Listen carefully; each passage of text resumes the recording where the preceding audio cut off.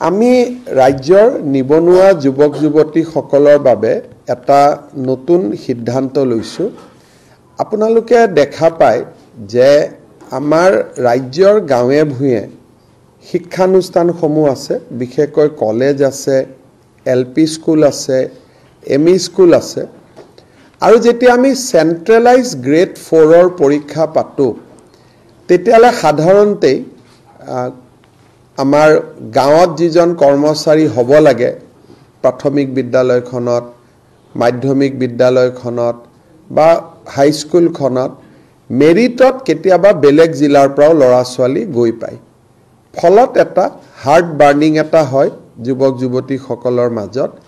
সেইকাৰণে চৰকাৰে এটা সিদ্ধান্ত লৈছে যে LP school, ME school, higher secondary school এই তিনিওটা লগত যিমান চতুৰ্থ বৰ্গৰ কৰ্মচাৰী হ'ব সেইখিনি আমি এটা নীতি প্ৰণয়ন কৰিম, যি নীতিৰ জৰিয়তে নিজৰ গাঁওখনৰ পৰাই ল'ব পাৰিব।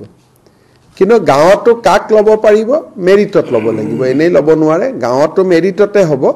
কিন্তু আমি যেহেতু বহুত সময় দেখা পাওঁ যোগদান কৰিব নিদিয়ে, মানুহৰ মাজত হাৰ্ট বাৰ্নিং হয় যে আমাৰ গাঁৱৰে এমই স্কুলখন, নলবাৰী এমই স্কুল আৰু বৰপেটাৰ পৰা মানুহ আহিছে, যোৰহাটৰ এমই স্কুল, ডিব্ৰুগড়ৰ পৰা ল'ৰা আহিছে জইন কৰিব। অলপ ল'ৰা ছোৱালীৰ মনত এটা হাৰ্ট বাৰ্নিং হোৱা আমি দেখা পাইছিলোঁ।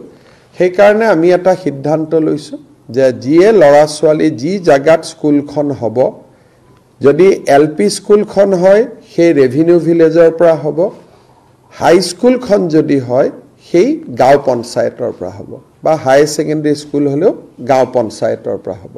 এইটো এলপিৰ পৰা হায়াৰ সেকেন্ডাৰী স্কুললৈকে হ'ব।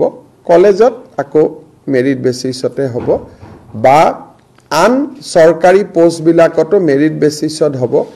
এইটো মেৰিট বেচিছত হ'ব, বাট ফ্ৰম ডেট ভিলেজ হ'ব বা ডেট পঞ্চায়ত হ'ব। এইটোৰ ফলত যিবিলাক মানুহৰ এতিয়া ধৰক অংগনবাদী কৰ্মী এগৰাকী সেই গাঁৱৰে হয়, মেৰিটেড হয় কিন্তু সেই গাঁৱৰে হয়, সেইকাৰণে হাৰ্ট বাৰ্নিংটো নাথাকে।